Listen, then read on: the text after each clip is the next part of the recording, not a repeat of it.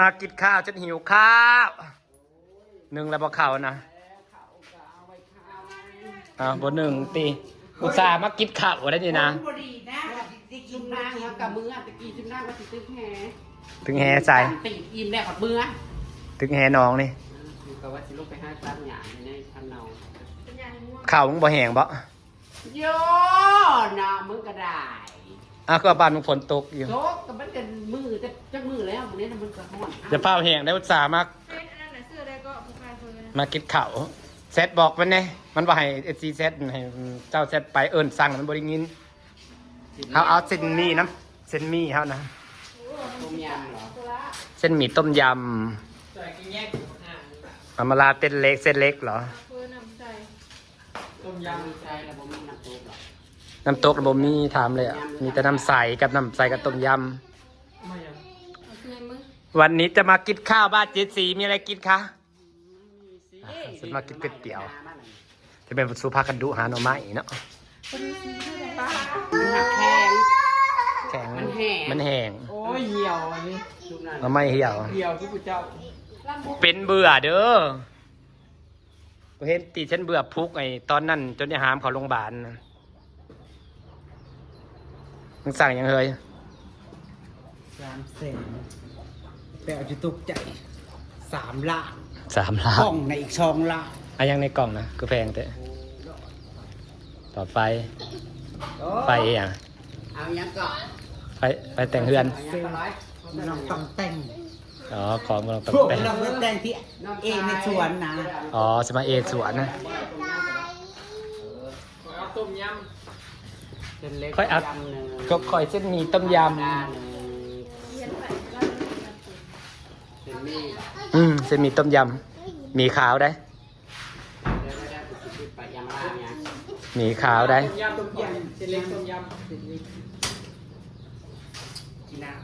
กีน่าเป็นสาวแล้วมันเป็นสาวแล้วหรอไม่เห็นแป๊บเดียวหนูเป็นสาวแล้วนะลูกมาตอนนั้นหนูยังค้านอยู่เลยสวัสดีจ้าก่อนสวัสดีย่าด้วย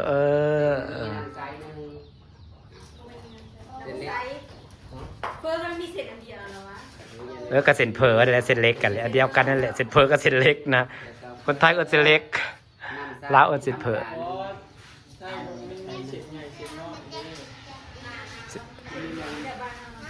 ครบแล้วใช่ไหม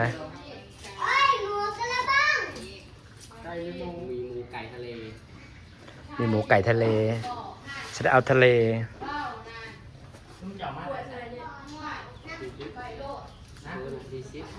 จะเอาทะเลเช่นหมี่ต้มยำทะเลต้มยำเอาทะเล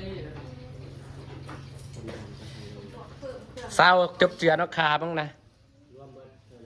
ทะเลหมูไก่บวกอันก็เรียงก็พิเศษเนื้อฟีดเนี้ยมันนะ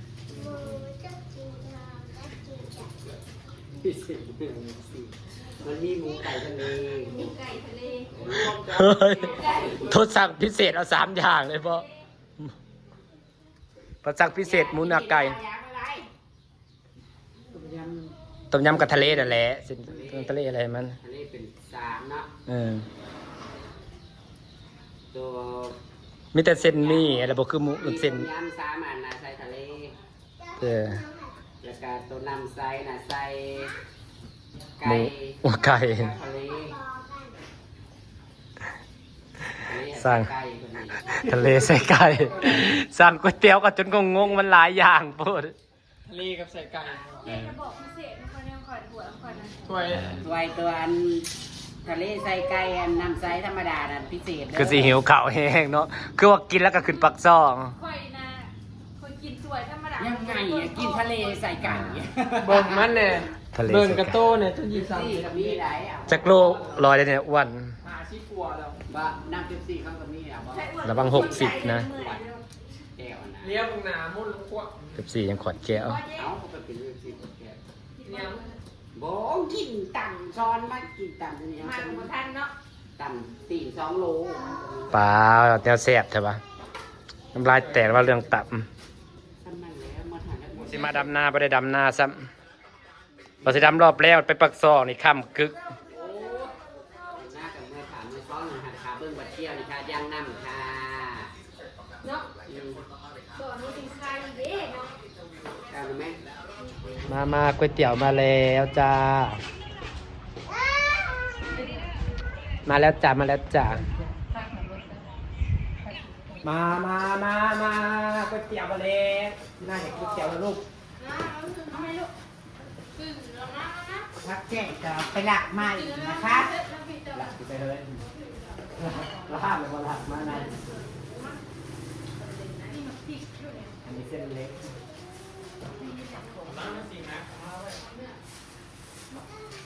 บริพัตร บุ้งพักติด เขาบอกให้พักติ พักเบิร์ดเขาอ่ะเดี๋ยวมาเก็บบักพริกกันพอเที่ยวอยู่ดีก่อน เป็นสวนนะ มาเป็นเอามาปิดเพิ่ม ไม่ใช่ตัวพิเศษนะ พิเศษกับพิเศษเล็กก็ตรงมีเล็กลำไส้ เอานี่มันนำต้มยำเลย ปิดเพิ่มเงินดัก นี่กลุ่มเกินเฮ็ดต้องมา 40 บาท ในบ้าน เป็นบาทพิเศษนะ โบราณของโบราณค่ะเริ่ม เต็มก่อน สำหรับตัวเรา เป็นแม่ กลับมาซิมนี่นะคะครั้งแรกของขอ ว่าเป็นเส้นเล็กใหญ่ เมื่อกระดานใส่เอาตัวแล้วก็หมักกูกันเลยตัวสั่งมันใส่คือมันต้มยำ เศษอันนี้ เสียเครื่องด้วยเสร็จมาสั่งใส่ เศษเกลือ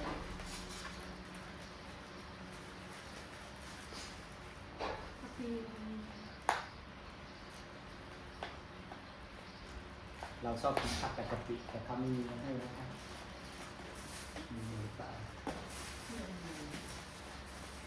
มันจะน้ำจิ้ม ไม่มีผักไม่มีกะปิ อาชีพทางเนาะ อืม เมื่อ พอมากินผักที่เรา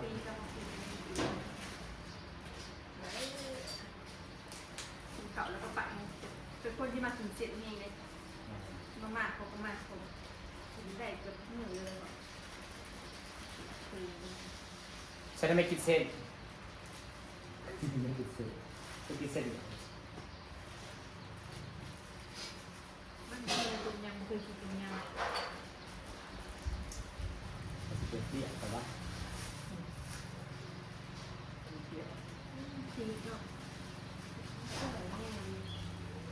ถ้าตรงคุกมันก่อน ลวกแล้วก็ใส่คลุกเนี่ย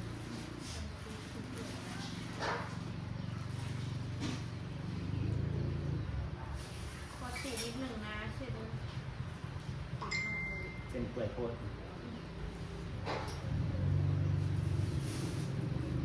กดแล้วงงมันเป็นจังหวะเส้นเล็กเส้นเล็ก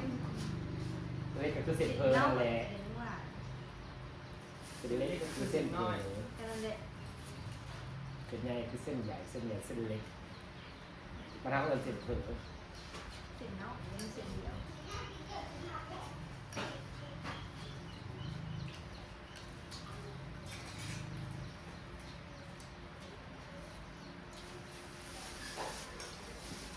ได้พักเนี่ยเก็บมาเบิดสวนเลยเด้อ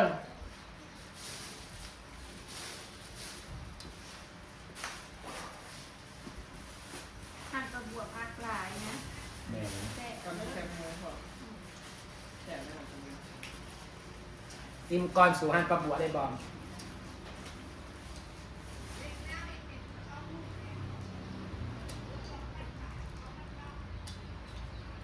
ไม่แซ่บ ไปเก็บกระเจี๊ยบมา แซ่บด้วย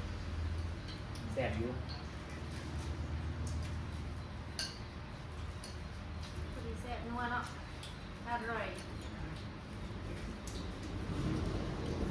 หวานทำมาเพิ่มแบบ ติดกับเผ็ดเผ็ดเด้อ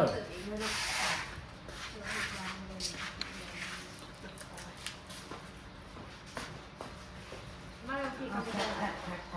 พริกพริกพริกพริก มา แซ่บอยู่แซ่บ สั่งน้ำของสั่งใช้ เดี๋ยวจ้า ยังมีเป็นสั่นเด็ก อาปเสียมา คือบอกว่าการแบกกินลูกเป็ด เป็นใส่ดิ มากเลยแท็กซี่นั้นกินแล้วมันมากนั่นแล้วถ้าบอกพวกงานก็บอกว่า โอ้ปากตั้งใจมากินเผลอเราเยอะออกมันก็ตั้งใจมากินเผลออะไรเนี่ย แล้วก็มาแว่ดินน้ำเลยแล้วจะโมเองค่ะ บอกกันสินะคุณเธอ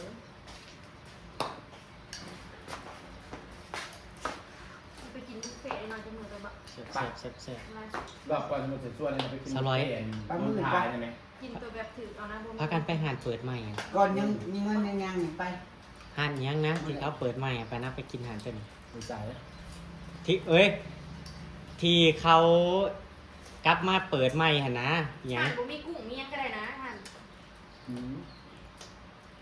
ถูกคุณมันก็มีรถอื่น บุมีได้ตัวราคาถูกตัวนี้ มันมียากอะไรมีราคาดีเอาเลยครับต่อรถอื่น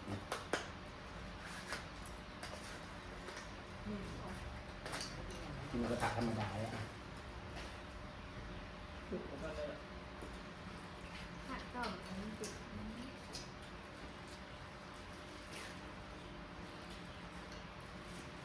ทุกอ่อน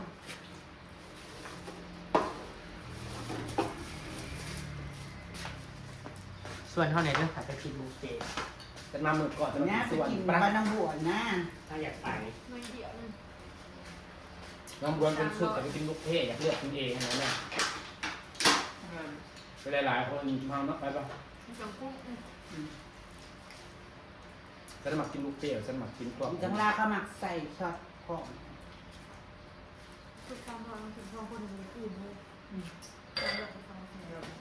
ฉันเห็นมากินพวกมันฉันมากินลูกเทเดี๋ยวไปกินหมูกระทะเนี่ย แค่นี้เลย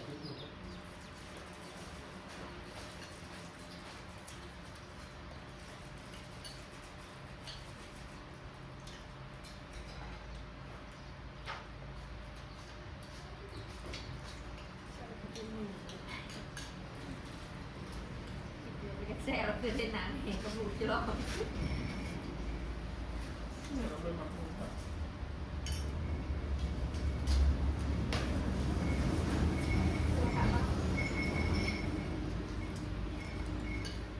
เส้นไม่จูดค่ะ อยู่ทุกที่มันก็ต่างเนาะ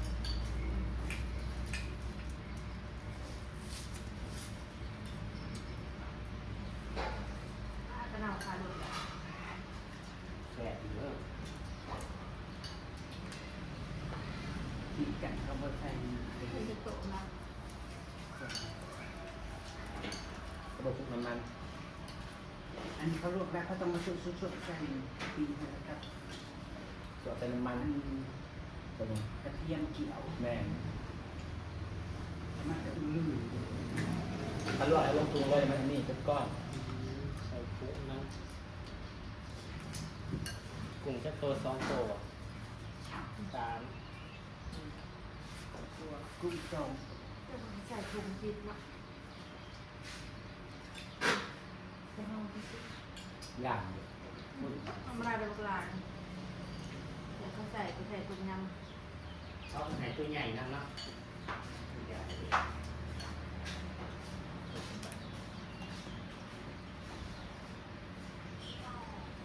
ก็กระเจี๊ยบ ก็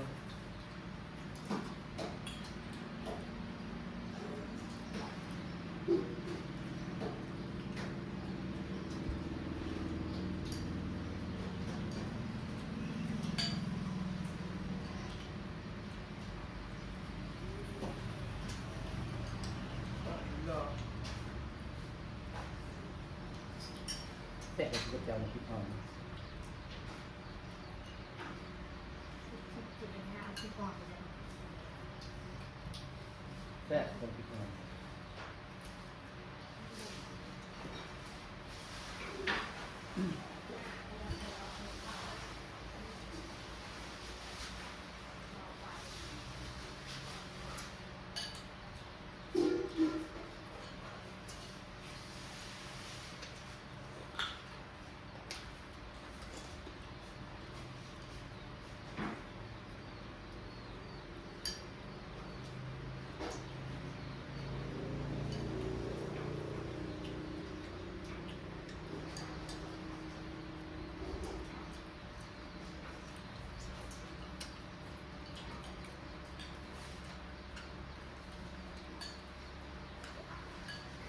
ติดเฟิร์นน้ำแบบว่า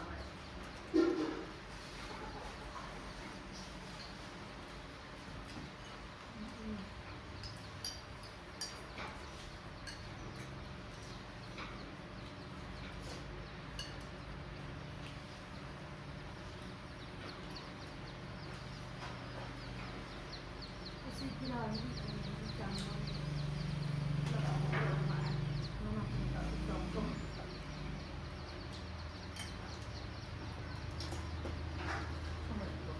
บริหารพวกบุ้งแก้วมันหลอกคายเขานะพี่น้อง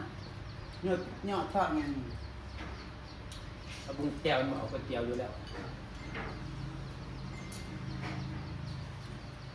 ได้ทั้งไฟทั้งไฟ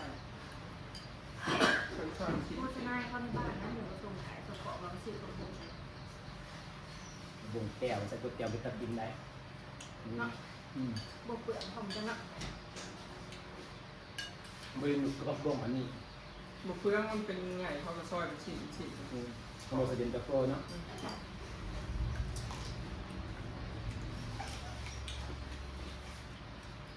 ลำยังไงครับกินเย็นตะโกนไหมเลยเนาะก็ที่ขักยำกรุบกรึบกรึบ